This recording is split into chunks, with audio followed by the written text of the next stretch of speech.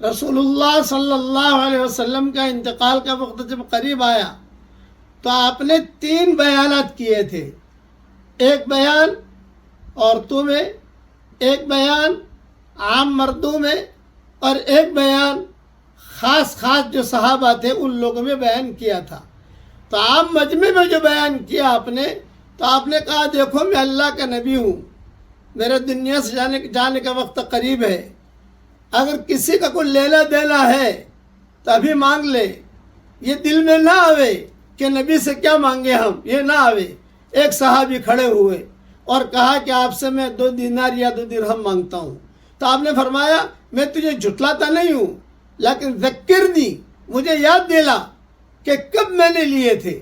تو انہوں نے کہا فلاں وقت میں کوئی فقیر آیا تھا، اس نے مانگا آپ سے، آپ کے پاس نہیں تھا تو آپ نے مجھ سے دلوائے تھے. آپ نے فرمایا ہاں ہاں ہاں. حضرت عباس کے بیٹے کھڑے تھے قریب میں، بھائی انہیں 2 درہم دے دو یا 2 دینار دے دو. پھر ایک صحابی کھڑے ہوئے اور یوں کہا کہ حضرت آپ مجھ سے پیسہ مانگتے ہیں. آپ نے فرمایا اچھا کتنے؟ یوں کہا 2 دینار یا 2 درہم. یوں فرمایا حضرت عباس کو دے دو. اتنا ہوا حضرت عباس کے بیٹے کو دے دو. اتنا اہتمام کیا حضور اکرم صلی اللہ علیہ وسلم نے معاملات کا.